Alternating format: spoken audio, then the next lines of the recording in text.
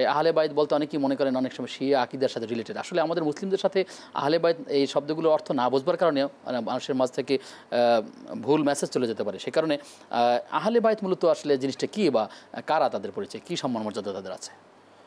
আলহামদুলিল্লাহ রব্বিল আলামিন ওয়াসসালাতু ওয়াসসালামু আলা রাসূলিহিল আমিন ওয়া আলা আলিহি ওয়া সাহবিহি আজমাইন সুম্মা আম্মা বা'দ। অত্যন্ত গুরুত্বপূর্ণ, সময় উপযোগী, সময়ের দাবি অনুযায়ী অত্যন্ত আমি মুবারক মনে করছি আজকের এই বিষয়টিকে। আহলে বাইত নবী সাল্লাল্লাহু আলাইহি সাল্লামের পরিবার, যাদেরকে নবীজি সাল্লাল্লাহু আলাইহি সাল্লাম অত্যন্ত ভালোবেসেছেন, বংশের দিক থেকে নাসাবান ওয়া কুদওয়াতান ওয়া হাসানাতান, যারা সকল দিক থেকে আমাদের অনুকরণীয়, অনুসরণীয়, যারা আমাদের আদর্শ, নবী সাল্লাল্লাহু আলাইহি সাল্লামের পরিবার আমাদের কাছে অত্যন্ত দামি। এই পরিবারের সদস্যদেরকে আহলে বাইত বলা হয়। কোরআনুল কারীমের একটি আয়াত আমি সামনে নিয়ে আসতে চাই।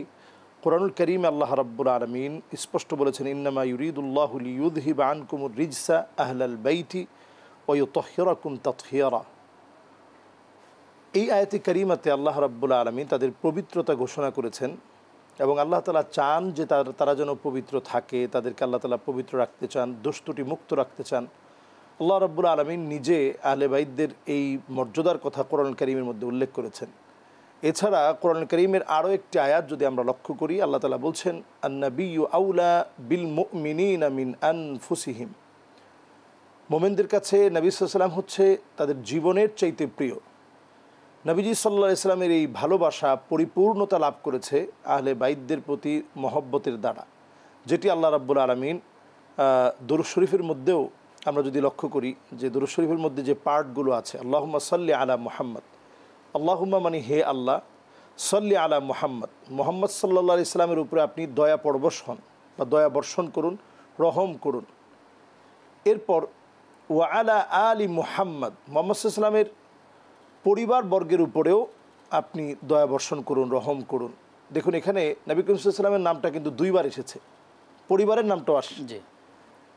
এরপর ইন্নাকা হামিদুম মাজিদ, হামিদ এটা আল্লাহর নাম, মাজিদ এটা আল্লাহর নাম, আল্লাহর নামটাও দুবার এসেছে। ব্যালেন্সটা চিন্তা করেন। এরপর আমরা ইব্রাহিম আলাইহিস সালাতু ওয়াস সালামের নামটা যদি লক্ষ্য করি, কামা সাল্লাইতা আলা ইব্রাহিম ও আলা আলি ইব্রাহিম, যেভাবে আপনি দয়াপরবশ হয়েছিলেন, রহম খাই করেছিলেন ইব্রাহিম আলাইহিস সালামের উপরে এবং ও আলা আলি ইব্রাহিম, ইব্রাহিম আলাইহিস সালামের পরিবারের উপরে। তো এখানেও আমরা ইব্রাহিম আলাইহিস সালামের নাম পেলাম, শেষে এসে ইন্নাকা হামিদুম মাজিদ আল্লাহর নাম পেলাম। আল্লাহুম্মা বারিক আলা মুহাম্মদ, মুহাম্মদ সাল্লাল্লাহু আলাইহি সাল্লামের উপরে আল্লাহ আপনি বরকত দান করেন। ও আলা আলি মুহাম্মদ, মুহাম্মদ সাল্লাল্লাহু আলাইহি সাল্লামের পরিবারের উপরে আপনি বরকত দান করেন। কামা বারাকতা আলা ইব্রাহিম ও আলা আলি ইব্রাহিম, যেভাবে আপনি ইব্রাহিম আলাইহিস সালামের উপরে বরকত দিয়েছিলেন, ওনার পরিবারের উপরে বরকত দিয়েছিলেন, এইভাবে করে আপনি মুহাম্মদ সাল্লাল্লাহু আলাইহি সাল্লামের পরিবারের উপরেও আপনি কী করেন, বরকত নাজিল করেন। এরপরে ইন্নাকা হামিদুম মাজিদ, আল্লাহর নাম আবার আসলো দুবার। তাহলে আল্লাহর নাম দুবার, শেষের অংশে, প্রথম অংশে দুবার, চারবার। মুহাম্মদ সাল্লাল্লাহু আলাইহি সাল্লামের নাম দুবার, প্রথম অংশে, শেষের অংশে দুবার, চারবার।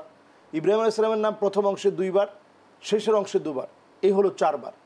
তাহলে এই ব্যালেন্সফুল দরুদ যেটা আমরা নামাজের মধ্যে পড়ে থাকি, এখানেও নবী করিম সাল্লাল্লাহু আলাইহি সাল্লামের পরিবারের কথা এসেছে, নবী এবং তার পরিবার, নবী এবং তার পরিবার দুটি একসাথে নিয়ে আসা হয়েছে। এবং আমরা আজকে আলোচনার শুরুতে, আপনিও যখন আলোচনা শুরু করলেন, আপনি যে খুতবা দিলেন বা বক্তব্য দিলেন, আরবিতে যে সামারিটা আপনি বললেন, প্রত্যেকটা আলোচনায় নবীজি সাল্লাল্লাহু আলাইহি সাল্লাম তিনি প্রশংসা রাখতেন এবং প্রশংসার পরেই হামদ সানা এর পরেই আহলে বাইতের কথা উল্লেখ করতেন। আমরাও আজকে যখন আমরা আলোচনা শুরু করেছি, আলহামদুলিল্লাহি রাব্বিল আলামিন ওয়াসসালাতু ওয়াসসালামু আলা রাসূলিহিল আমিন ওয়া আলা আলিহি ওয়া সাহবিহি আজমাইন, এখানে কিন্তু আমরা নবী পরিবারের কথা আমরা আনলাম এখানে। এবং তাশাহুদে যদি আমরা লক্ষ্য করি, সেখানেও নবী পরিবারের কথা। এরপরে যদি আমরা দুরূদ শরীফের মধ্যে লক্ষ্য করি, সেখানেও নবী পরিবারের কথা। নবীজি সাল্লাল্লাহু আলাইহি সাল্লাম বিশেষ করে নবী পরিবারের মধ্যে হাসান হোসাইন রাদিয়াল্লাহু তাআলা আনহুমাকে এত বেশি ভালোবাসতেন, অবয়ব আকৃতির দিক থেকে ওনাদের মিলটা ছিল খুব, নবীজির সাথে খুব বেশি মিলত।